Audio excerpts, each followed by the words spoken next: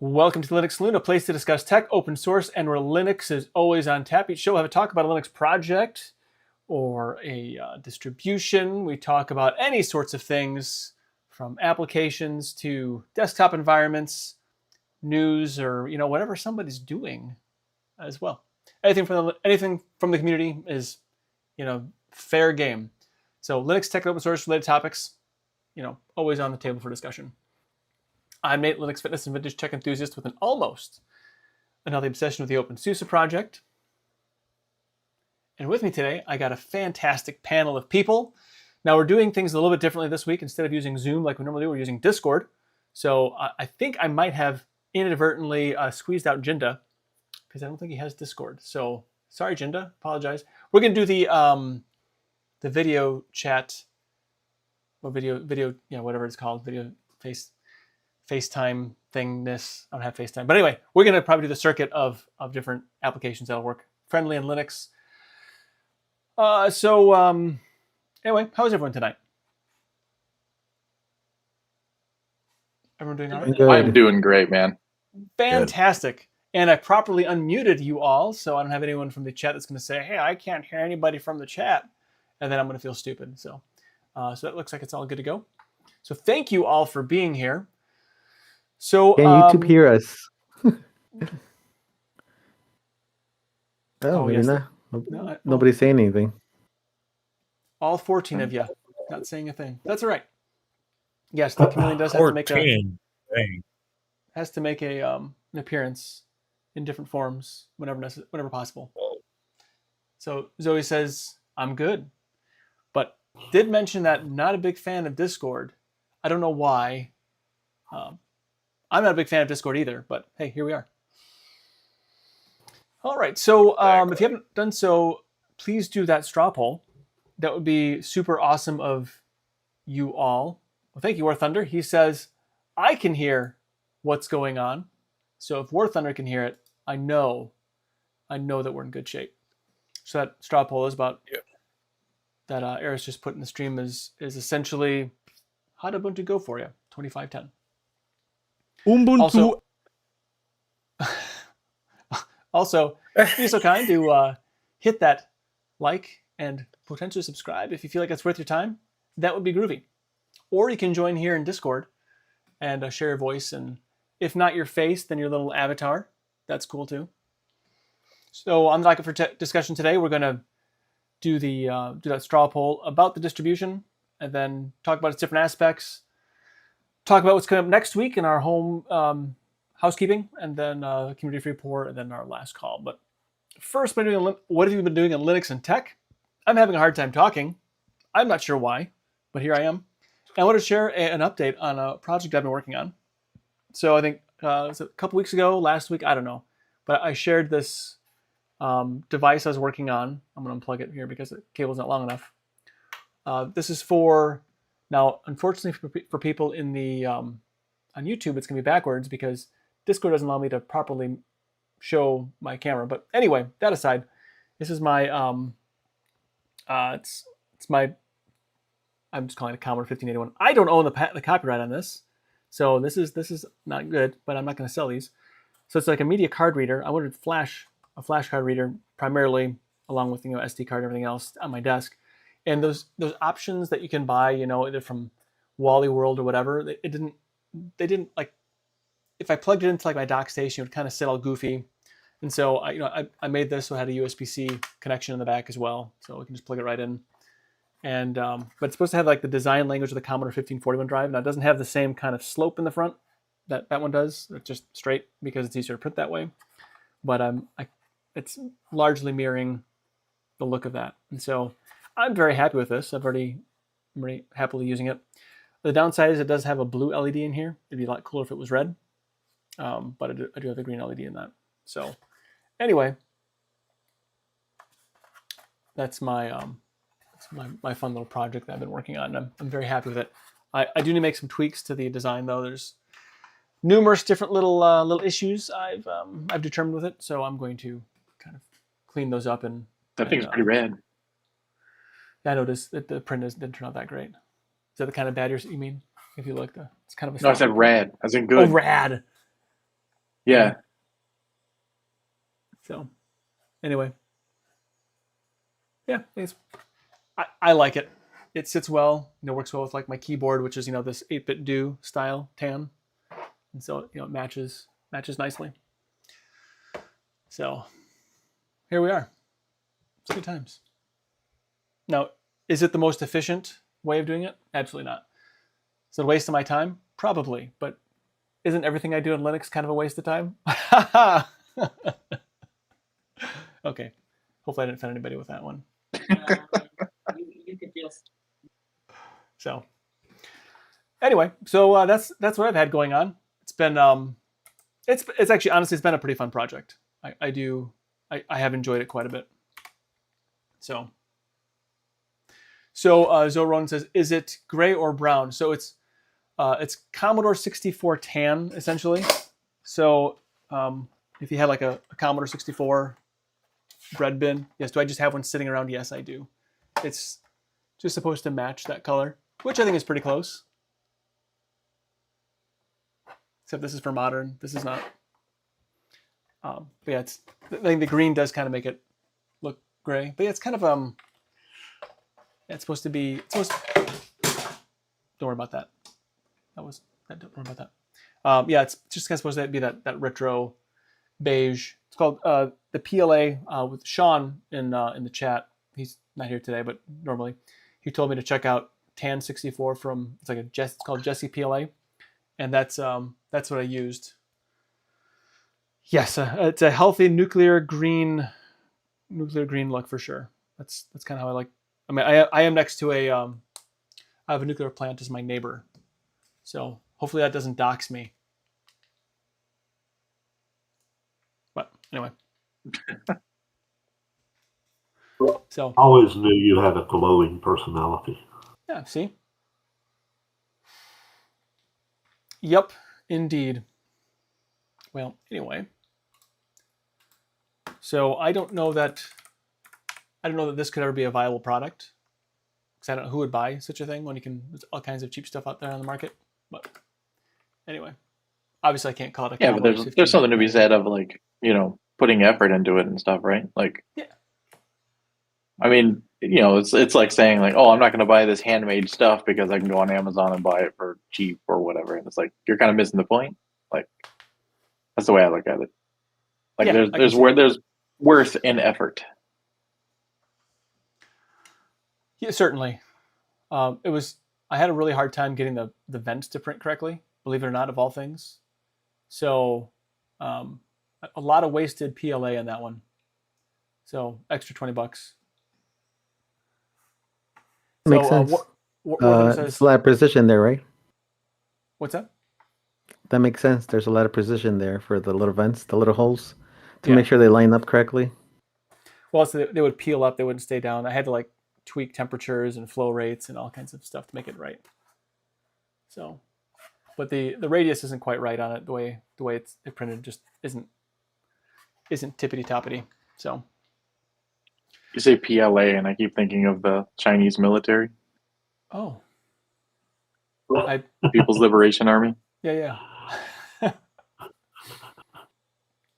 So War Thunder says, but Nate, it's cooler than the cheap junk from Amazon. Yes, I think so, and it's useful, just for the sake of having compact flash, so I don't have to walk out to my lab to do it. I can just do it from the comfort of my little home office, especially in the winter. Since winter is coming, it's nice not to have to walk in the snow just to do a simple thing. If I'm working in the house. So anyway, well, that's it for that, unless somebody has any other comments on there. No, good. I mean, I think it's pretty cool. Well, thank you. So I guess we can go ahead and move on to the straw poll. Hey, Ricky, how you doing? I'm good. Just thought I'd stop by. Didn't know that we were on Discord tonight. It's all right. I probably should have announced it ahead of time, but we're gonna do the circuit of different voice chat systems here in the next few weeks. So I'm going to be really annoying, and I apologize for that in advance. Almost. All right. So Eris, that's straw poll. How has that worked itself out? I'll go over the comments first. Somebody actually labeled into separate sections their comments, so Ooh. more people should do that. It was very, I thought it was very nice. Anyways, first thing, prologue. I was a dedicated Linux Mint user for a decade. Well, prior to that point, I had used GNOME 2.0, otherwise 2.x, and really found it easy to latch onto because I found it to be so classic Mac OS X Finder like. Especially factoring in my having used Action Utilities Action Go Mac for many years in the final years of using classic Mac OS before switching to Mac OS X circa 2002 2003. However, and this was completely mindless and stupid, I had pretty serious falling out with some of the mods on the Linux Mint forum, and it kind of placed a burr under the saddle, so I wanted to switch away. Ultimately, I switched to Fedora 40 KDE, then 41 KDE, and ran that full time over the course of a year. Eventually, I had issues, and ultimately did go back to Linux Mint, but I felt, I don't know, it's like the saying you can't go home again. So I did go back to Linux Mint, and that's what's still sitting on my old computer. But with the new one, I had to switch because the hardware requires a newer kernel. And after playing around, including the with Ubuntu 2404, I switched to OpenSUSE Tumbleweed. And then they labeled the next section, this Ubuntu discussion. I had a lot of respect for Canonical and Ubuntu. They have done immeasurable good by helping to advance Linux on the software development front and user experience front. I'm happy to read about what they're doing in 2510. That said, I really don't want to go back to running DE using Xorg. I'm very happy with the Wayland experience. I've done enough looking backwards in my life that I'm doing this one step at a time. So right now, I'm making sure I am focused on the present and in the future in the computer world, not the past, with some exceptions. And the next comment is, it is nice that the installer for Ubuntu chipset now automatically has VD agent installed, so 3D acceleration was working out of the box. And then the final comment is, had a chance to look at Ubuntu Budgie 2510 the last few evenings, and overall I was impressed. First, the installer just seems to get better every release. Smooth and easy, and understand steps helps this. And easy to understand steps helps this. Next, as far as the desktop, the Friends of Budgie group continue to lighten up the desktop by totally integrating the plank docks into the desktop tightly.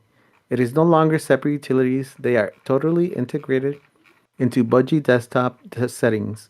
Also, a new window shuffle control utility is included to tweak and adjust your window manager settings.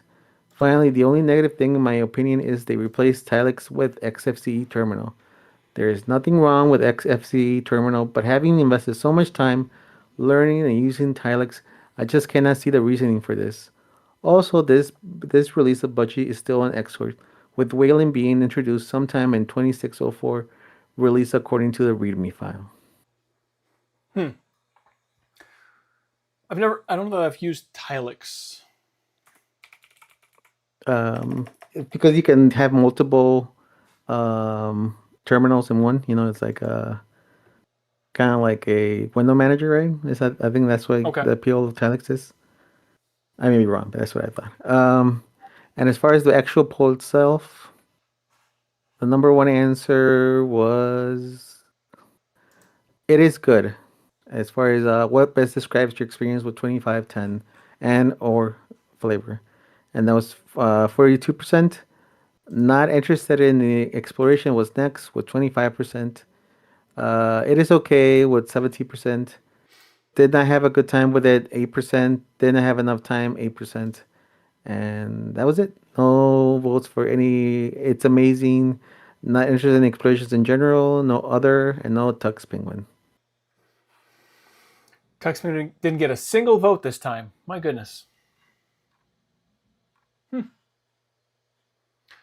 seems like there's a little bit lower of a voting turnout than other polls. I wonder why. Yeah, not sure. Yeah, it's all good. It is what it is. Do you think it's because it's an interim release, not an LTS? Don't have anything to do with it? I think as far as Ubuntu, the long-term support usually gets a lot more fanfare, and there's a much bigger user portion that's attributed to LTS compared to the interim, and that's one of the reasons why even like flavors or like main Ubuntu always default people to the LTS. Usually they experiment things in the interim, and the LTS is where everybody probably should be for the most part. See, to me, that's the unique selling feature of the interim is they're trying new things. I would think. Yeah, that's true. But if you're using it in production, you want to be trying new things in production. Depends upon your production. Well, I don't want to have to fight the OS while I'm trying to work. I guess that's my point. No, I get it. I totally get it. All right. Well, I guess we can go ahead and roll right into the distro exploration itself. So we have some ground rules. So the intent is to talk about the different aspects of the operating system and discuss the experiences from using it. This is a discussion that should be objective and constructive. So we're trying to avoid anything that's just non-objective opinions. The kind that just make people sad. So if you focus on things that you wish had specific features or what would make it more useful for your use case, that'd be best. So the point is to highlight the positives, but not ignore the lowlights of the project. So this is a labor of love for some, so let's not poo-poo on it. So a quick little about Ubuntu. I've read longer versions of this in the past, so I think we did 20. Did we do 2504 this year? I can't remember. Probably did. So anyway, Ubuntu is the world's most popular Linux distribution, arguably. A free and open source OS built from Debian Foundation by Canonical since 2004. It was founded by the South African entrepreneur Mark Shuttleworth. It emphasizes user-friendliness, stability, and accessibility, making it ideal for desktop servers and clouds. With biennial releases like the upcoming, or like the current 2510, the Quest and Quokka, and long-term support versions every 2 years, Ubuntu packs cutting-edge kernels, GNOME desktops, and thousands of apps that can be installed via apt. Its flavors Kubuntu, Xubuntu, Lubuntu, and others offer KDE XFCE, LXQt. Then also you have the budget desktop and a bunch of other things.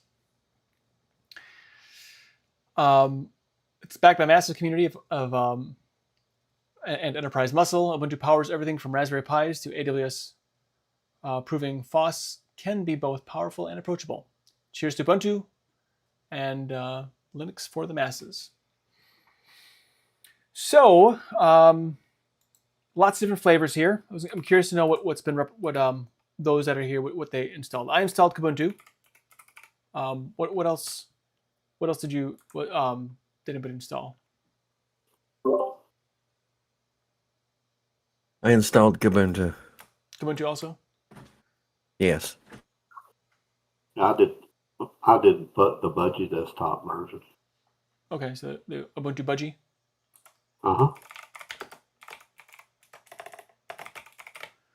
Instructions were unclear. I ended up on Arch. Okay, Arch. Is that our Ubuntu? Ubuntu Arch. Arch Ubuntu. Well, it's not for everybody. And then, well, Eris, did you get a chance to install any of the Ubuntus? Installed Ubuntu, the main one, Lubuntu, Kubuntu, Ubuntu Cinnamon, Ubuntu Chillin, and I think Ubuntu Budgie too. Chillin. I can't remember how to spell chillin. Kylin. Over. The Kylin with a letter Y, Kai, and then Lin, Lin.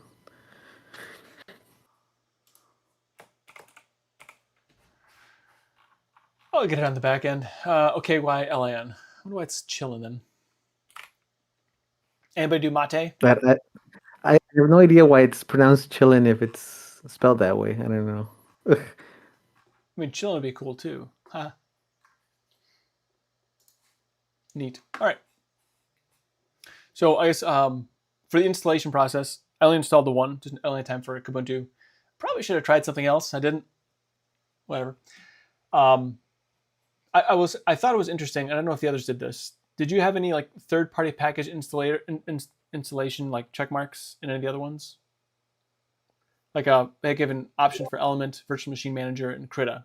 I don't know why those three. Or you mean other software? Yeah, just like I did. installation process. I mean, Yeah. Yeah, I did all three. I did the full install. okay. Are you talking about software you can pick, or are you talking about the difference between full installs and minimal installs? No, so Yes. well, there's like a third-party application selection.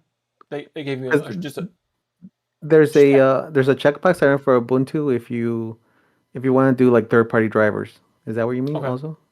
I think that might have been included in that, but I didn't notice that part of it. So it might have been a Kubuntu specific thing. I didn't compare. Maybe. So I didn't either. Is it just additional software packages that you could install optionally? Just three different options. The one you're talking about in the Kubuntu installer is the difference between minimal and full install. And if you select full install, it automatically selects all three of those options underneath.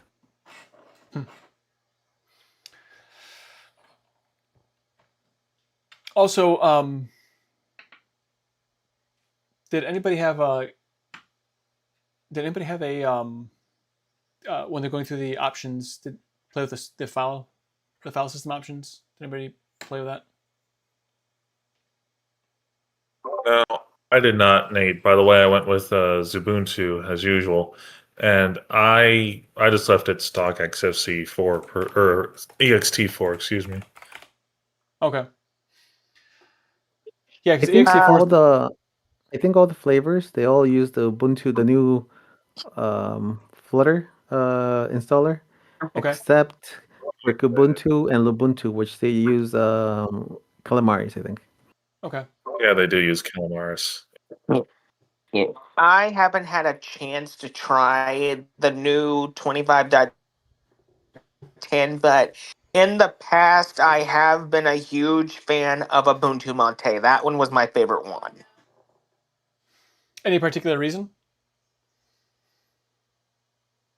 Basically just how it has a very easy to use, user friendly interface. It harkens back to the old GNOME 2 days, which I never got to experience GNOME 2 firsthand, except for when I was much younger in 2009. I attempted to install Ubuntu 9.10 from a CD onto my old Windows Vista laptop, and it was a mess. Big mess. So Zoe Ronan says, I've always liked Mate as well. Yeah, there's something nice about Mate. I haven't used it lately, but at least historically, I think. That's funny. The Legend of GNOME 2. I actually used the Butterfest as my file system. I didn't see any snapshot options with it. I don't know if that is something that maybe is coming, or if they're just using kind of a Butterfest just in a flat manner or not. Either way. Did anybody have any trouble installing it, or is it pretty much straightforward? Honestly, this is the way I look at it, Nate. If someone has challenges installing Ubuntu, I just don't see how the heck that could possibly happen. You know, Well, you I could don't have know Reds or Ricky's. I mean, you could have unless there's like issues. a bug or something with that. Well, there could be hardware issues. There could be a distro issue, but skill issue. I honestly don't see how the heck that could be with something as simple as Ubuntu. Personally, I mean, unless you don't know what the heck you're doing, now then I could see the warrant in that. But that's just me. There Yeah, is I think actually that was the point, a right? much better, much easier installer. And if Really? anybody remember, it's endless. You just boot up the thing, and then you click install, and it does everything. It's the Oh, That does yeah, I cool remember stuff. that. Yeah. You have the one button that says install. Yeah, that is a true fact, Eris. You're right. Eh, I mean, there are certain people who don't understand the Flair installer. There is that true fact. You're right. In my testing, I wanted to see if there was any if the interim releases were available as a distro box option. It's not. They just had LTSs on there, I think. Do they was that- make interim containers? I think they make interim containers. I'm trying to think if Ubuntu publishes interim release container images, I don't know. because I've never had a need for a non-LTS container, so not sure. I was just curious, so I went down that rabbit hole, which there wasn't. So, so the other thing too is when Kubuntu started up, they had I don't know if it's a Kubuntu specific thing. I know it's not an OpenSUSE, but they have a welcome center thing that kind of lets you go through and you can set your permissions for different Oh, for the telemetry. yeah, that, and then it's other things That's too. that's a Plasma welcome screen. Okay. Yeah. Yeah, I like it. I think OpenSUSE should do that. I think There are interim container images, so could probably roll your own distro box out of those. okay. I guess I'm not really sure how I would pull those things down. I'm sure I could figure it out if I had to learn. All right. Now, Eris, you tried out a bunch of them. So of the list of Ubuntu, Lubuntu, Cinnamon, Chillen, and Xubuntu, which one did you enjoy the most? I'll be honest. I didn't go very deep to them Okay. because I went through. I got stuck in a rabbit hole. I got you. It 'Cause happens. I installed all of them, and I clicked around very little. But the thing that tripped me up was once I installed Cinnamon, I opened GNOME software, which is included, and I updated it through it. And once it updates, it does it like Fedora. It restarts the computer and it installs the packages at boot up. I didn't know that was a thing for Ubuntu. I asked Dan on Telegram, and he said that apparently it's been one or two versions of Ubuntu back since they enabled that. And apparently it's all GNOME doing that. And I tried doing that with main Ubuntu, and that worked. And that even worked with a Kubuntu. But when you do it with Kubuntu, the boot up, when it says like packages are being installed, please wait, and it shows you still the logo of the flavor, or like it says, like it has the Ubuntu logo or whatever. It doesn't show anything. It just shows like the progress. Like, right, because something with Qt, I'm guessing some kind of images or something. I don't know. But it doesn't work with Lubuntu. That it doesn't work. Once you click restart and update, it reloads the software and our GNOME software, and then you can click it again and click it again and so on. It never actually restarts the system and updates. Is that for like better user experience issues, so that an update doesn't disrupt? The updating once you reboot? Yeah. Is that what you're asking? Yeah. It's supposed to be better because things could break if you update while using them. So it's better if you just restart the system and update it at boot up. That way, there's no like possible conflicts. Gotcha. And that's why Fedora does it that way. I think that's where they initially started. Yeah, I know Fedora does that. Yeah. It is slower. I think most people don't like it that way because if you just update the packages while running it, it's so quick. But the other one, I don't know, it does take longer updating it. I don't know why, but it seems like it takes longer. Maybe it doesn't. Maybe because there's no actual like detailed information of what it's doing, just slowly the progress bar. Um, the few changes that I did notice, like for with main Ubuntu, was now that they added the do not disturb to that top right icon. You know where you have your Wi-Fi and your Ethernet. Now there's a button there for do not disturb, and before you had to click on the clock, and there you had your notifications, and on the side was the do not disturb. And I also noticed that the Ubuntu settings has now like a dedicated button somewhere where it says software updates. I think I put all that in Telegram in the topic section. Okay. I took screenshots of that. So that's similar to like Windows, that button that Windows has to update your computer.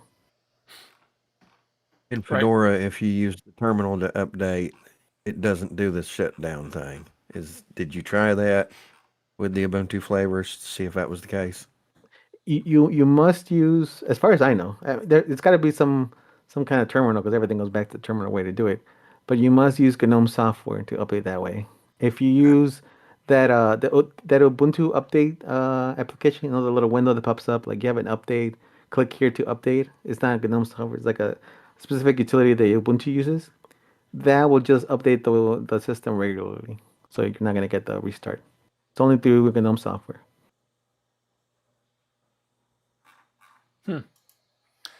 Yeah, I've updated it. My son uses Fedora. He prefers that. I noticed that has that. And Discover, it does the same thing with the you have to like reboot to install the updates, I guess. On what? He uses Fedora KDE. Oh yeah. Yeah. Yeah, I think that's default for Fedora for like GUI software applications. Interesting. I guess I've been in my OpenSUSE bubble for such a long time. I'm missing out on some of the new hotness out there.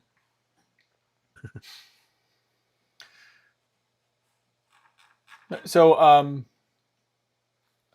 how was Cinnamon on Wayland, or is that on or is that? As far as I Xworks know, still? the only systems there are Wayland ready are KDE and GNOME. Okay. Everything's working towards it probably. Like I think I posted that somewhere. I don't know where I put it, but LSQT is close, but they're kind of like at a crossroads because they are like window manager agnostic.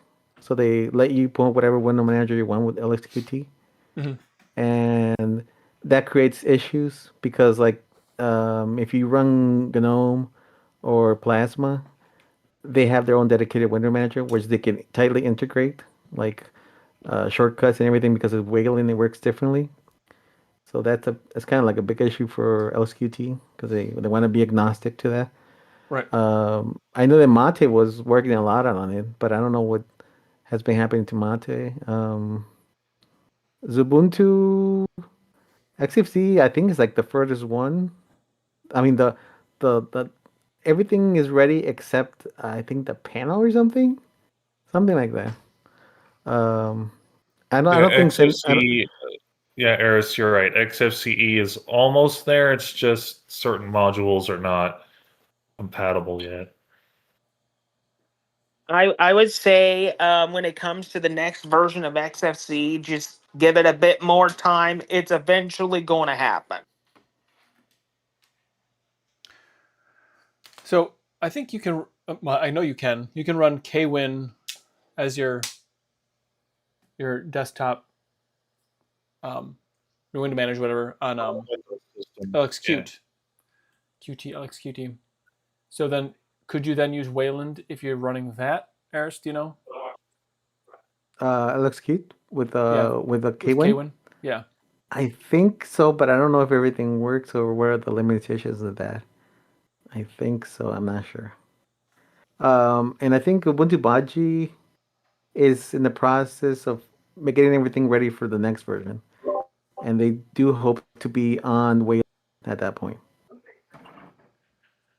Yeah, my understanding is they're going to implement it in the next LTS for Budgie. So they're almost there. So Zoronin says, is it fair to say that Qt-based desktops are having a better time adapting to Wayland? I don't know. Maybe. But I would think that GNOME is a better... GNOME seems That's like probably it's a maybe... dev question. Yeah, I'm not a dev. I can almost feel like that things with GTK are a little more Wild Wild West as far as how things go. But I think that the Qt was kind of rough there early on with Wayland. A lot of flickering and whatnot, but now it's great. Now it's fine. I didn't even think about it. Actually, just as a total aside, the only time I thought about the Wayland X issue was on the Steam Deck. I went to watch Paramount Plus to watch the original Star Trek with my kids yesterday, and there was screen tearing when trying to watch videos. I'm like, what is going on here? Like, oh, that's X. So I thought it was kind of sad. But I don't know if I can flip that switch, the Wayland switch on the Steam Deck. I don't know. Those on what now? The What were you Steam watching Deck. it on? On the Steam Deck. No, like On the what big- application? Just on the Google, was it the Chrome? I guess Chromium. The one that built in the gaming mode. No, just Or is the I went to desktop mode. Should I have done it in gaming mode somehow? Is desktop mode X? That's surprising. Yeah. It's I haven't it's really an thought X. about it. I didn't think about it either. I'm sure there's a way to change it. Yeah, I'm sure. I just didn't explore it. I'm like, I can deal with watching Captain Kirk tearing a little bit, on the bridge of the original Enterprise. It's fine. It's not like it's high definition anyway. You know what I mean? Like it's not like the video quality is not exactly. I don't know. You know what I mean? It's not like it means all that much, but it's annoying. Welcome, Audio Drop 3D. That's a fun name. Audio? There's no audio here. Oh, is it Auto? I'm sorry.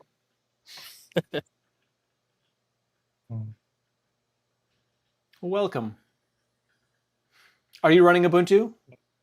Or any of the flavors? Yeah, I got KDE Ubuntu 2404. And are you loving it? It's a lot better than GNOME. I can't argue with you. I don't know. It seems like GNOME has gone down the philosophy of remove every feature and make it so that the features are hard to get to, rather than making the computer useful. I don't know what's wrong with their philosophy, but they've like gone off the deep end. Hide everything under hamburger menus. Remove features. I don't know. Yeah, that's kind of been a trend for a while, I think. Maybe it's just accelerated. I don't know. I thought they're bringing some features back. But I've been wrong before.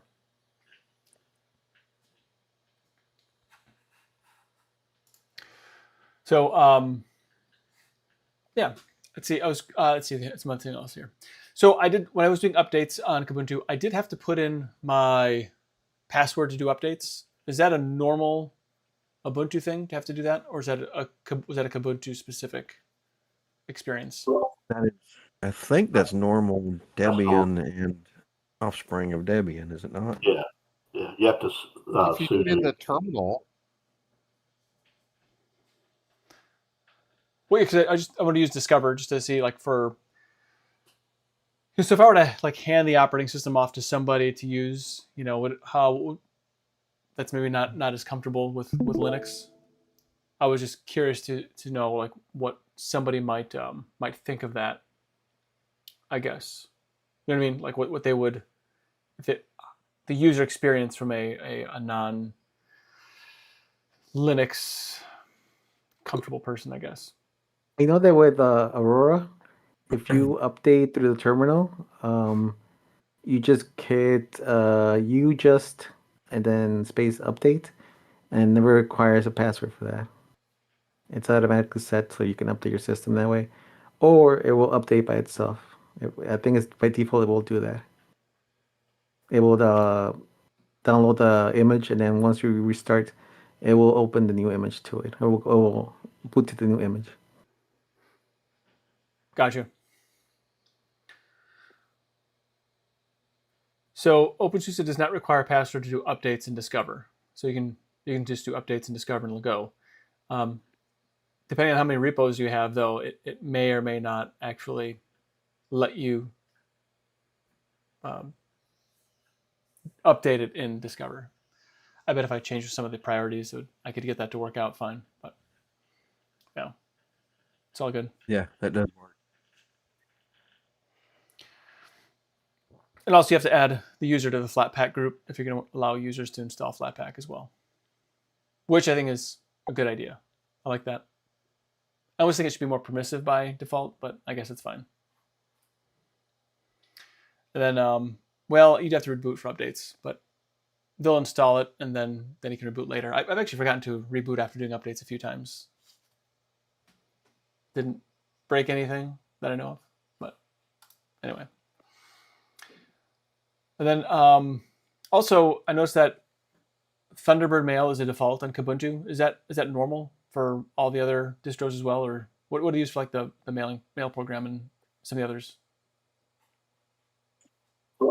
That's normally what they put in the other Ubuntu distros is Thunderbird. Okay.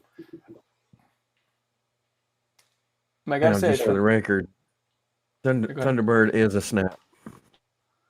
Okay. Are you disappointed that Thunderbird is not taken over by Kmail on Kubuntu? No, actually, I'm using Thunderbird as well. I know like Dale, he likes Kmail, and I prefer a lot of things about Kmail, but I think for what I need, my information management system, mail, calendar, everything else, from what I need right now, Kmail is just not able to do that for me. So I'm having to use Thunderbird, and actually I've been very happy with it. The Exchange integration is quite nice.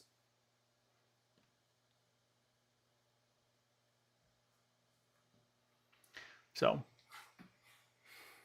anyway, I just thought I'd ask how that was. I wasn't sure if like on the GNOME version if they used Thunderbird Mail as well, or if they used something else. Isn't it like, doesn't GNOME have their own mail service? They've got their own mail client, but it's Evolution. super basic. Okay, I wasn't sure, but it's not the default. A GNOME, I guess. I think people used to like using Evolution because Evolution has good Exchange support, I think. Okay, I think that's why people like Evolution. I can see that. The other, so for default applications on Ubuntu, on your version of Ubuntu you tried, but what did you think of those? I don't know if anyone wants to chime in on that, so it's just not me saying like for instance, the Eliza as the default music player I thought was an interesting choice on Kubuntu. I don't know if anybody has any other opinions on that. What's the alternative? I actually like that player. What's the alternative though? I use DLC. Amarok Amarok. isn't a thing anymore. Is It that still a thing? I still use it. Yeah. Is it still getting updated? Yeah, Yeah. Amarok's new again. There's a new version now. There's like a solid 1.x version. Yeah, I've been happily using it for a 20 years now. I think Elisa is a bit of an easier program to use, though. Okay. If I it remember is. Amarok, yeah. Yeah. Amarok is standard KDE Plasma apps. They throw a lot at you. So if you want something simpler, you're probably going to go with Eliza or something like that. I've tried Eliza. I think I had some issue with Eliza. I can't recall what it was though. I don't. I remember. I have to try it again to figure it out. I like that Eliza has internet radio built in. It's already there. You're surfing through Eliza for the first time, and there's internet radio, and you can click one, and it'll start playing. Oh, that's neat. Yeah. So the default video player in Kubuntu was Haruna. I've never heard of that one before. I like Haruna. It's a pretty good one. It's I believe it's MPV based in the back end. Okay. Pretty nice. What makes it Yeah, like, it is MPV and QTQML. So yeah, MPV is the real selling point for me. Okay. Yeah. So I'm curious. What makes that the what makes that great? What's the selling point on that? MPV is like really compatible with a ton of different like formats, and it also supports all of the like hardware acceleration support that I've seen is really easy to set up in MPV. Like even on NVIDIA, like getting NVD EC or NVDEC, whatever it is, getting that working in MPV is trivial. And so like it's a really good back end, really quality, and having a nice like Plasma native front end to it's pretty sweet. Okay. I've used MPV quite a bit for like I scripted out a thing to watch specific cameras around one of the plants that I manage. So in the production office, I have different camera views that are up just on a machine, and that I just scripted all that out just to have it automatically, when it boots up, just use that MPV. But I didn't know about Haruna, I guess. So that's neat to know. So you're saying I should try that instead of VLC? Yeah, that's a pretty easy choice. Really? Yeah, I'm not a big fan of VLC. I'll be honest, I'm biased, but yeah. Why would I want to use, if anybody knows, Eliza versus the Dragon player? Is there like some kind of difference between those? I think the Dragon player. So the Dragon player is like a generic media player, right? It's not necessarily just a music management thing, right? I don't know. I know it's a KDE. Like that's the difference, because like Elisa has like a library like functionality and stuff, and I don't know if Dragon Player has that. I think it's just a generic media player. If Dragon Player isn't deprecated, I feel like the combination of Haruna and Elisa kind of obviate the need for Dragon Player. I know Kubuntu used to use Dragon Player as a default, and it's no longer there. So I'm thinking that for some reason they dropped it, and you thinking that it's deprecated makes sense. I haven't looked. I mean, I'm simply using that because I'm not saying it's officially deprecated. I'm saying that like I haven't seen it being used by distros and stuff for a bit, so I'm kind of not sure about that. So Eliza is just a music player, from what I see, and then it's like a music management player. Like Dragon Player was just like a generic media player, so think kind of like VLC, like you'll play audio and video and that kind of thing. Okay. Like Haruna can play audio stuff because it's MPV based, but it's mainly there for video. But Elisa is more like a lightweight, like iTunes type thing, where it's like a media management, like a music management thing, because there's like libraries and album art and all that kind of stuff, right? So it's not like, think of it comparing like iTunes to Winamp, and like Dragon Player would be more like playing music in Winamp, where it's just like you just throw stuff at it, versus having a library of sorts.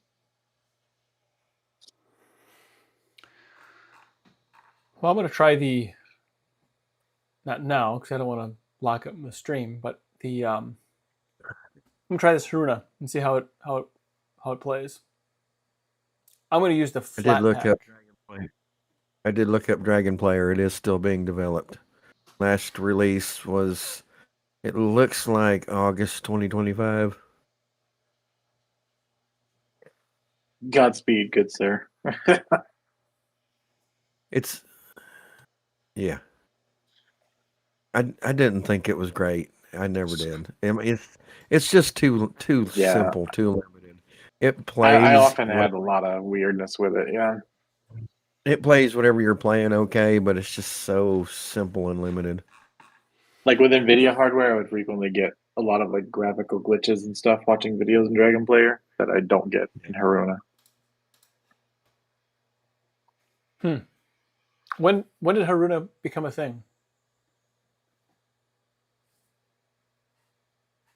Like, I how have long no has it been? idea. Yeah. What does Haruna mean? Been a bit. What does Spotify mean? What do any of these names mean anymore? Oh, Spotify. Haruna is a word. Haruna is Japanese name that can mean spring vegetables or clear weather, supposedly, according to the AI. So somebody double check that. Yeah. It's Japanese for chicken nugget. Sure, it's not It chicky looks like nuggies? Haruna. It looks like Haruna is also a KDE application. Yeah, it Maybe is. that is the next. Maybe that is maybe the next Dragon Player, like maybe based on Dragon Player, and they just wanted it to be better. I don't know.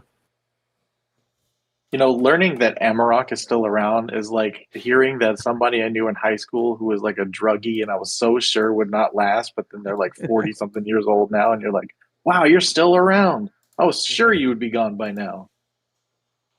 GNOME 2 is Amarok- still around. Amarok did deprecate, and then somebody picked it back up again and like recoded it almost from the ground up.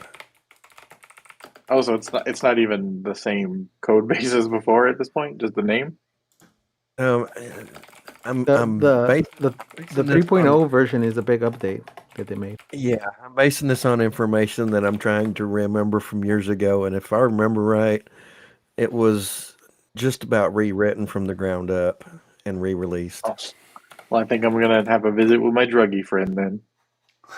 I like it. You know, as soon as I heard that it came back, I went to it, and yep, it still looks, acts, and feels like the old one, but it's updated and current and modern, and I still like it. I really do. I like it. I got 3.3.1 installed.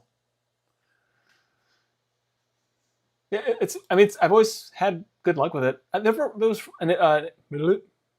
There was a time when every time I would search a collection, it would crash, and that was annoying.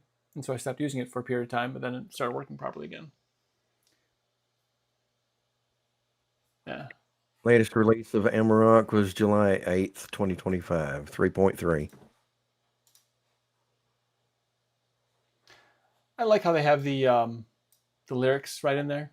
I like to scroll through the lyrics if it's got it available. I think that's kind of cool. It'll do cover art and all that stuff automatically. Yeah. Neat. Axis, or I don't even know how to say that. Petexes. That's what comes with Aurora. I end up using it because if I hit terminal, this is what comes up instead of console. I would prefer console, but I haven't gotten around to just removing it from the start menu. It's supposed to be good Tixis for containers. Oh, how do you say it? It's Tixis, the P is silent. Yeah. Tixis. Okay. Have you Yeah. used it? I have used it. Yeah, it is good for containers because like the way it integrates with containers. So if you have like distro boxes, toolboxes, those sorts of things, there's actually a button in the top left that would normally like make a new tab, and you can actually choose a container to open a new tab within, right?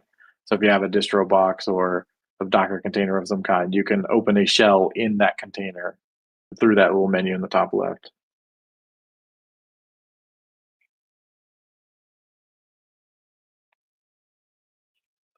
So it's actually pretty nice for that. So you can have like separate tabs for the different environments and their distro boxes, toolboxes, etc.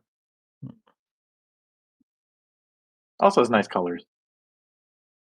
Like if you do something as sudo, it's red. If you do something remotely, it's purple, that kind of thing. At least I remember that. Could be wrong. Might be getting that confused with console.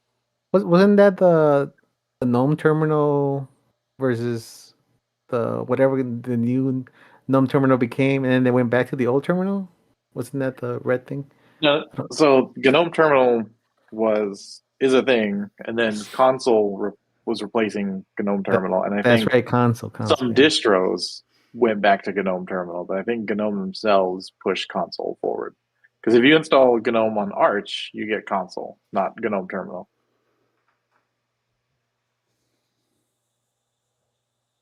So I think GNOME themselves pushed console, and Tixis is a separate like terminal app. It's more geared toward that container kind of workflow rather than just a general terminal, though it is usable as a general terminal as well.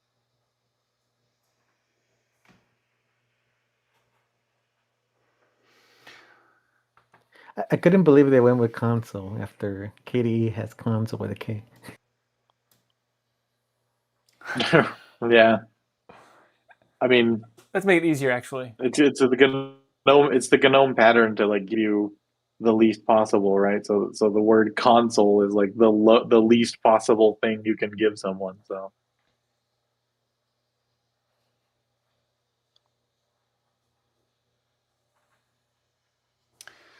Interesting. Well, I just did some searching. Apparently, Haruna is supposed to replace Dragon Player. Not to go back to that, but it's the successor to it. Apparently, Dragon Player, which has been around since 2008, has various bugs that have not been stomped out, and also doesn't have the hardware acceleration that Dragon doesn't have the acceleration that hardware acceleration that Haruna has.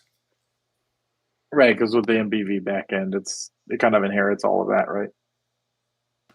So libmpv, is that something that is redistributable? Like where do the codecs come from there? Should I just go with the Flatpak, or would it be better to use the just the? I mean, the Flatpak's fine. They're both fine. As long as you're okay with whatever sandboxing the Flatpak does, then you should be good. I don't know, unless you frequently open, movies from /opt or something like that, then maybe the package. But if they're just, I think you'll be fine with Flatpak. Even if you just try, especially if you're just trying it, like if you don't like it, it's easier to get rid of the Flatpak. Right. It's interesting. Yeah, I learned something. I got my homework cut out for me. For sure. That's neat. Well, what time is it? So to me, the PDF viewer is a no-brainer. Ocular in Kubuntu. Does anybody use a different? What do people use for PDF viewers, or is that not really a big thing? Most Usually browsers. with I browser, use actually. View Noir. I tend to use whatever's default on whatever I'm using. Yeah. I heard some other things. View Noir, and there's something else I heard too. Browser. Just the browser? I use that one. Yeah, now Firefox has PDF support. Not for editing very well, but I think for viewing. Yeah, it does. For viewing and printing, it works really good through Firefox. And then GNOME uses Evince, or I don't know how to say that. Evince? I don't know. They actually have a new document viewer in 49. Probably called document. I think it's called like paper or something. I don't remember now. I think it is like called. I think it actually is called something like that. Yeah. Again, going with the least possible answer. Right. That makes sense. The big problem with that is if you look up like software, because you have a problem with your GNOME software, how are you going to find any information on that? Like put it in the search bar, software problem unable to download. Right. Like Yeah, Papers. Papers. That is literally the name of the new document viewer that replaces events. Papers. Well, I love okay. you, GNOME. Never change. GNOME. GNOME. They also changed their video player to Showtime, apparently. Finally. Totem was garbage. Always was. That was my Good first riddance Linux with bad video rubbish. player back in 2004. Yeah. I'm sorry. Yeah, it's I fine. tell you, at the time. they're not doing much to help themselves these days with all the stuff going on behind the scenes with them. So Knowing that Totem was your first video player absolutely informs me on your use of GNOME or lack thereof. If that was your first impression. I mean, it worked to play. I just used it to play DVDs on my laptop in Iraq back in 2004. It was fine on Mandrake Linux. It worked. Ooh, Mandrake. Yeah. I Love have Mandrake. Did you get it in a box at a yard sale like I did? No, I got it at a big box store for $19.99 or $29.99. I can't remember. 20 or 30 bucks. And were you running it on your E-Machines computer? No, on a Dell Inspiron 5100 with a Pentium 4. It's pretty awesome. What was it, 5100? Yes. Oh, man. I still So have the it. video that I put in Telegram about 2510 that DJ Ware made, he says that the latest kernel that's in Ubuntu will no longer support PS4, and any other CPU that's it's a single processor. It's not a dual core. It's the end of the line for that. Really? That's been a long time coming. It was bound to happen, boys. I'm not surprised. Wait, Rather what run happened? XP on that machine anyway.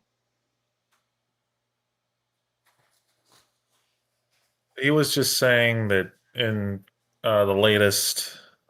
The one that what was it, 2510 Harris? has the kernel that 2510 has will not support PS4 or any other processor that's single core. It must have the dual core instructions in order for it to work now.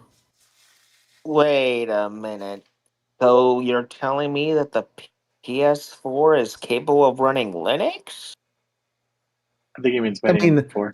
not PS4, PlayStation. What is it called? Pentium 4. Sorry, not PlayStation. Pentium. Oh, Pentium 4. Yeah, sorry. I mean, the PS4 is definitely capable of running I Linux. was gonna say the PS4 is a multi-core machine. That what the heck? oh my- That would have been funny. Well, I think how many 32-bit distributions are left now? I think it's just Tumbleweed. I think It's Um, just tumbleweed at this point. there's always Slackware, and Peppermint OS still supports 32-bit. I think Yeah, Peppermint. Antics will be 32-bit, the new MX version. still rolls 32-bit distros. Yeah. So LMDE does, doesn't it? Yeah. Who? Antics will have 32-bit support, but MX will drop it because Debian no longer has 32-bit support. Debian no longer has a 32-bit option. So Debian dropped the 32-bit extensions? No, not the extensions. 32-bit. The architecture to run 32-bit only architecture install. one. So they just 32-bit okay. systems. Yeah. Eventually, all Linux distributions will drop 32-bit completely. Sure. Well, Leap Well, 16. not like the 32-bit libraries, just the 32-bit installers. So I'm a bit confused. So if Papers is the document viewer for GNOME, are wallpapers like a full screen interface for it? It should be.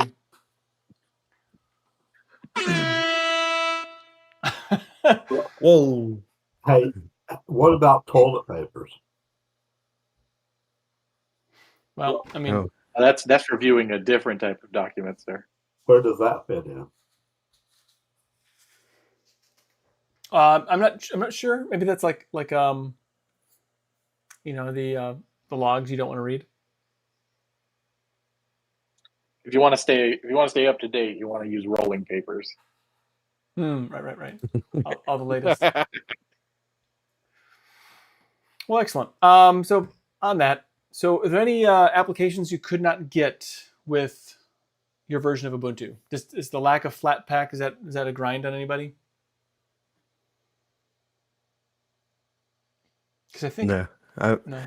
What's I- wrong It with was that? not for me. You know, I was perfectly content with what they had. You know, I just installed whatever packages I normally want, called it good enough. It was perfectly fine for me.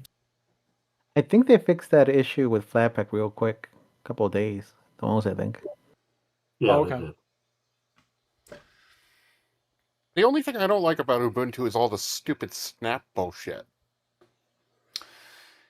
So I installed everything that I need to install for gaming and my YouTube production. I installed Steam, Wine, Kdenlive, Godot, OBS Studio, GIMP, Inkscape. None of them installed as a snap. Did you purposefully The push that, or is it just no, how it I worked out? just no, I just sudo apt installed and let it do whatever it was going to do. The default Krita, Thunderbird, Firefox, those are by default snaps, and nothing that I installed after the fact installed as a snap, just by doing sudo apt install. Okay. Yeah, the store offers the Debian package, Yes. the Snap, and the Flatpak if they're available. So, I know at one time when I was testing Kubuntu, couple few releases back, they forced Steam, Snap, and they forced, I think it was Inkscape Snap. I'm pretty sure. If it's an Inkscape Snap, I can't run my Inkstitch plugin to do my YouTube channel. So that's one reason I always check the Inkscape on every distro I ever install. I check Inkscape install to make sure it's coming from repositories, because I need that. And everything I installed that I listed off, nothing installed as a snap from terminal. Okay. I think they're trying to push it a little less, which I think is a good thing. well, APT will not install a Snap or a Flatpak. It will only install Debian packages. There was an application, I remember this a while ago, there was some controversy around it a while ago, where if you did do the apt install of something, it would trigger the snap install of it. I just can't remember what it was. Was it Firefox or something like that? Well, they got the whole printer thingamajig. It Whole was cup Firefox. Firefox and Chromium. First, it was Chromium. Yeah. If you try installing the app package, it will pull the snap inside and then do the snap version. And it was mostly because they were having issues keeping up with Firefox updates. With Chromium updates, because it was constantly needing like newer libraries or something. And the way they were trying to resolving that is they were taking features away from the build that they made, and it wasn't being like up to date as like the other versions of Chromium. So they made that into a snap. And then for Firefox, it was Mozilla who came to them telling them that they wanted it to be a snap or something like that. Yeah. I just did a Chromium install, and I did a sudo apt install Chromium, and it says installing Chromium-browser, and it did install as a snap.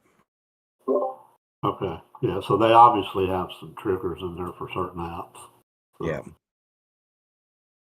I was real happy to see that Steam and my necessary Inkscape, that both of them did not install as a snap. Yeah, that's good.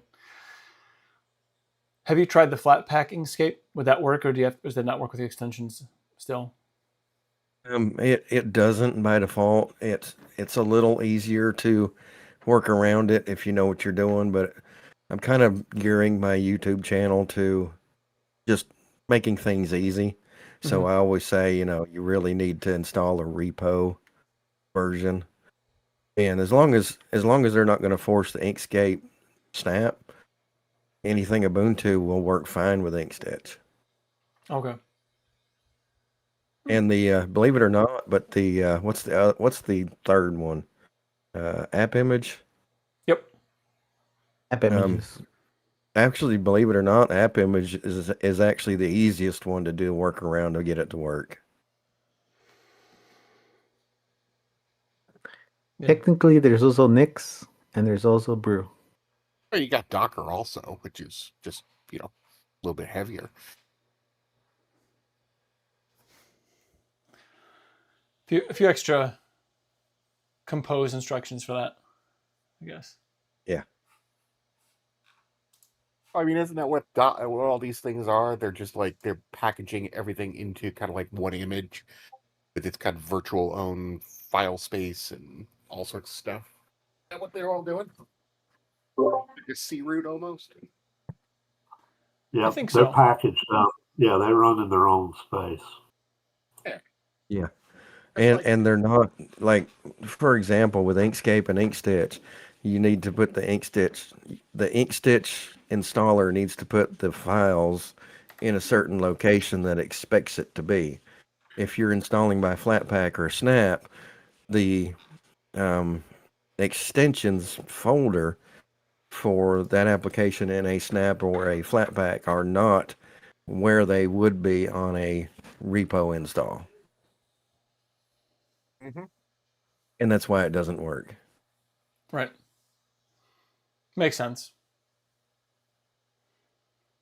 And Well, in fact, I think it's one of those, like maybe both of those. Even if you sudo moved the folder that you need to move into the Flatpak extension folder, it still won't run because it doesn't have permission to run because it's not in user space.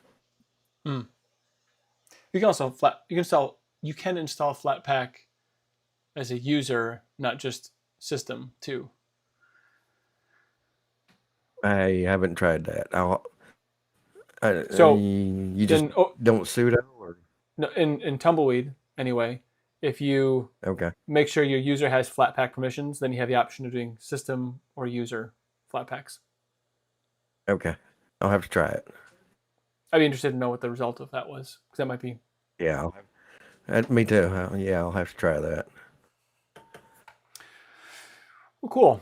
Do I need to have that flat hub or Flatpak permissions thing installed? So if you're running Plasma, it's already automatically installed with Plasma, the Flatpak permissions. It's as good as Flatseal as far as I'm concerned. Maybe it's not, but it works just as well for me. Okay, I'll give it a shot. So, were there any for those here on the panel? Were there any bits about your Ubuntu experience that kind of bothered you? I had a reoccurring the system has experienced a issue or something. That pop up that you get when there's like a crash, and it's one of the Bluetooth managers. I don't remember which one, but that happened in more than one distro. Okay. I didn't run into anything in particular myself. So it was the whole I think we talked about a couple weeks ago. The Rust sudo version was problematic. I don't know if anyone had I think that was resolved. I don't know if anyone else had any issues with like sudo or whatever. I think it was resolved. I didn't have any problems, and I used Kubuntu for roughly about 14 years, so I really threw the kitchen sink at it when I was testing it this time around, knowing that this show was coming up. So I Oh, didn't okay. have it tell me I couldn't do anything that I was doing before. That's I good. heard they were trying to replace all the GNU utilities with rusty ones. Yes. And it sounds like a nightmare because you got so many things that depend on those things, like every single bash script in existence. Yes. And there's a lot of those back scripts that people can't get to work because GNU's not there. So is this like a? They don't want to make sure it's not GNU/Linux. Is that the issue? It's supposed to be safer because of the Yeah. Rust being built with Rust, Memory. and there have been some performance tests that show that it's actually more performant also. My guess is they will go back to GNU utils for the LTS, and then they'll keep experimenting in the interim after that. Yeah, if they were going to do that, they should do it one by one, systematically, like get it working 100% before they move on to the next. Like, there's so many of them.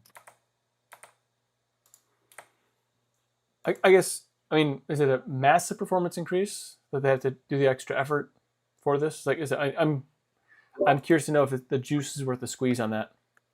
It was interesting because before when they proposed this, they showed that there was performance improvements, and after they actually implemented it, there were some tests that showed that it was worse performance. So who knows? I mean, if you really want to get rid of the GNU core utilities, isn't there like Toybox and BusyBox and all those things that you could do? I don't know much about that, truthfully. But anyway. Well, Yeah, what I find interesting about that discussion is that some of the utilities that they're switching over, the big sell on this is that they're memory safe, which by the way is questionable even for Rust. I mean, architecturally that's true, but there are still instances where that can happen. But anyway, that aside, they're doing this to utilities that don't even really have access to the kernel. So, like for instance, like sort. Okay, why are they doing sort? It's part easy. of the Linux experience, right? I mean, I know it's low hanging fruit, but it's like if this was your real concern, you would attack all the applications in that tool set that have kernel access, right? Doesn't seem to be the case of what's going on. So, just my 2 cents about it. Yeah. I don't know. I guess it's also it differentiates Ubuntu from the other distros. If they were to actually implement the Rust utils, it would be another selling point for Ubuntu. So I think this is part of the reason for it. But do you think it's a selling point or just a differentiation point? Like I think there's their actual. I guess if it's more performant, if it's faster, that's great. But if it's not safer, at least I think it's a selling point. I don't know. I think it's just being done to appease the Rust people to make them feel included or something. That's what I think too. That's my opinion. That could be. I really don't know on that. I guess we'll see how it shakes out. So, okay. Any other thoughts about our Ubuntu experience?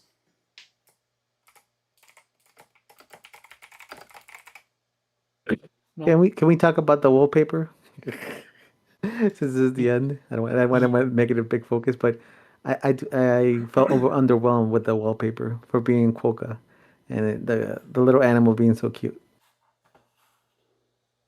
So, you're saying it wasn't cute enough for you? Is that the problem?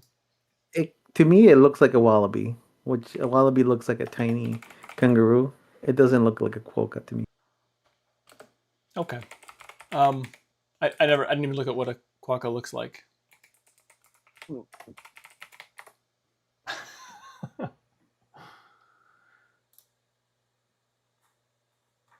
Yeah. Well, what can you do? All right. Well, It looks like an overweight like an overweight kangaroo like wallaby thing. Is that what a Quokka is supposed to look like? I don't even know. I didn't really take I don't know. take much thought in that. I don't know. This one just looks like it had too many key cuisines. Well, a Quokka. The Quokkas are pretty cute. Looking at a picture of one now. What the heck is a Quokka? It's a small mammal. Are they marsupial? It's an Australian animal, so most of those the animals are Australians that you think about, like the koalas, the kangaroos, wallabies. It's a What's it? marsupial. Marsupilami. I mean, they are pretty cute looking creatures. I don't know if I'd want to have one in my house, like just roaming around, but It's a wild animal, so I wouldn't think so. yeah. I think if they really want to get out ahead of the crowd, they should drop this whole animal thing and start naming the distributions after lunch meats. Like Bologna, uncured sliced spam. ham. Ooh, spam. Exactly. Or Bologna. Yeah. compete with Apple and start naming them after places in Kansas. Yeah, there we go. Beefy Miracle will never be topped. Which one? That really was the best name, yeah. Beefy Beefy. Miracle. It was one of the Fedora versions. I don't remember what version. Fedora it was. 17, I think. Yeah.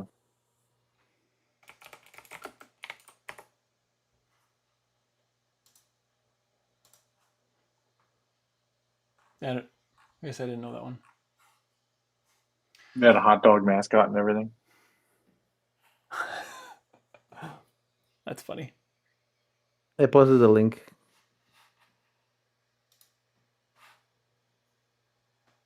Okay, that's pretty cool. Is this thing live right now? Like, is there a live stream going on with Yes, this? Like, on YouTube. oh.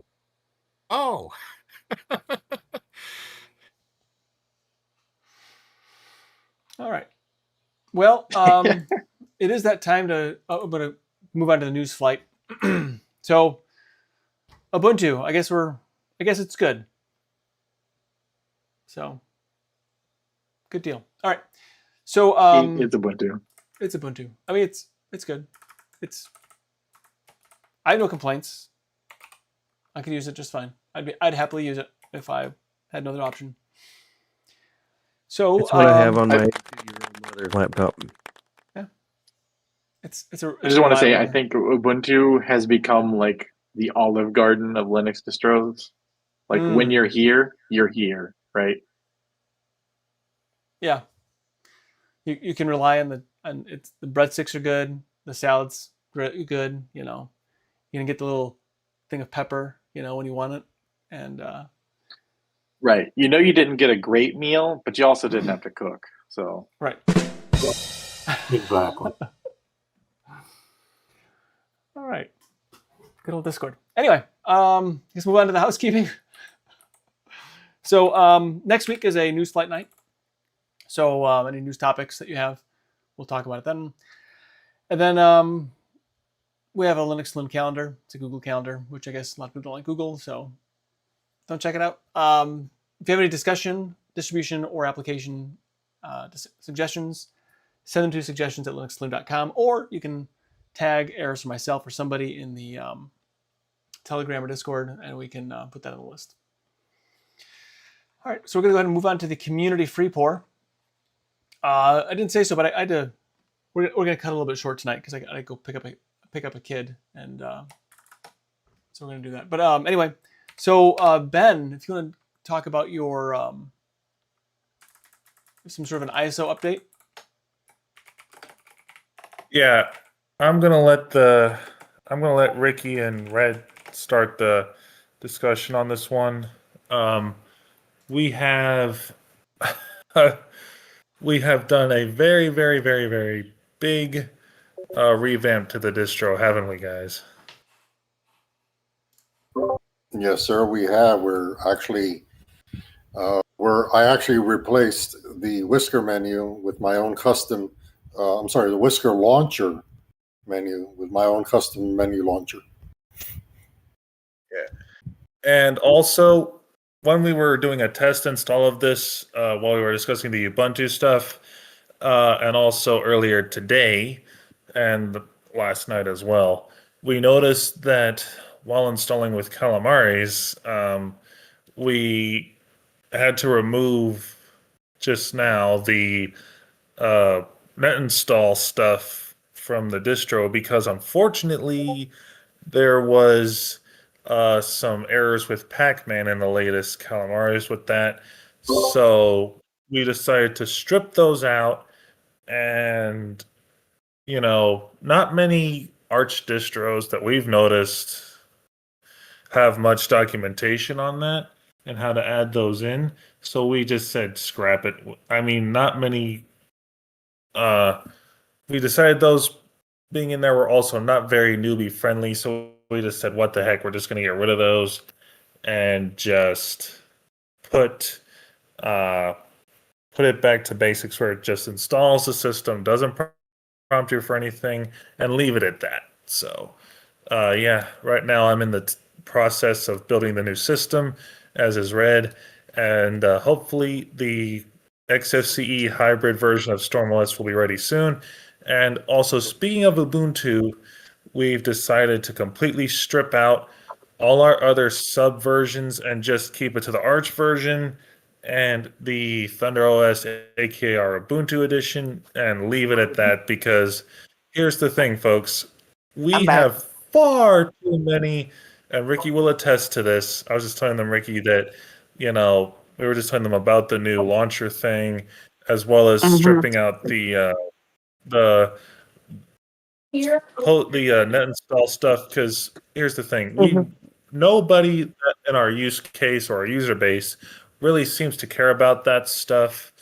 And also just telling them that we are still working on the Unity edition, aren't we? Yeah, we're going to be we're going to be reviving ThunderOS. We're going to be switching the environment from XFC to Unity since we already have an XFC distro already. So keep a lookout for that. And also about SWM, our dynamic tiling window manager we mentioned last week. We decided to put it on hold for now because with the new direction we're taking our StormOS XFC distro, we're pretty much giving XFCE a window manager like feel with us having our own menu launcher system in there now.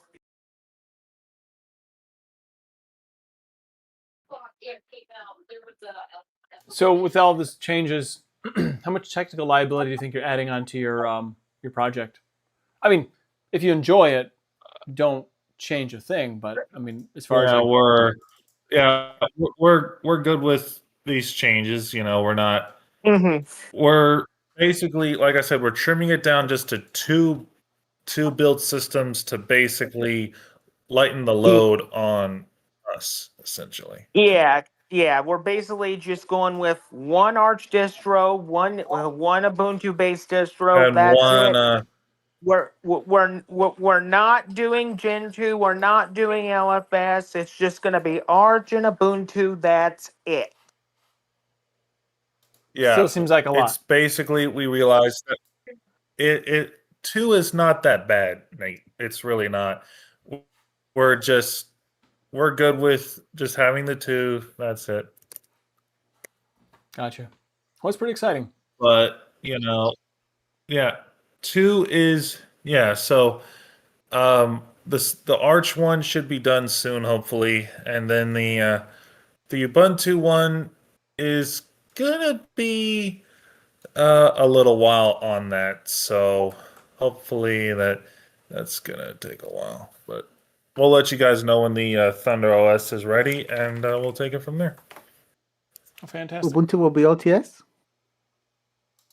It'll Yes, be it'll be it'll be 24.04 for now, but once once the next LTS comes out in a few months, we will be switching it to the new LTS.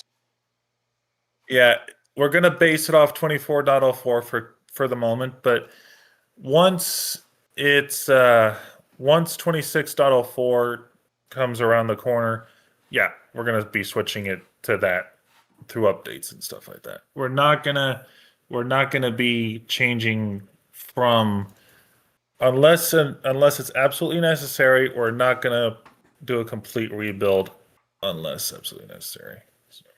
Gotcha. So yeah, that's our update for the moment. Yeah. Sweet.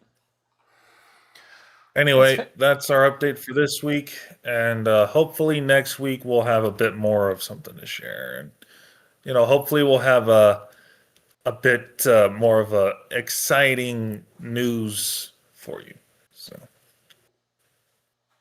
with a release to put out there. Well, cool. Anyway. Sounds groovy. Well, I guess let's move on to last call. I have a bit of a thing I got to take care of here. So we'll go ahead and go through the last call. Did anyone have anything they wanted to share specifically before we leave? I know,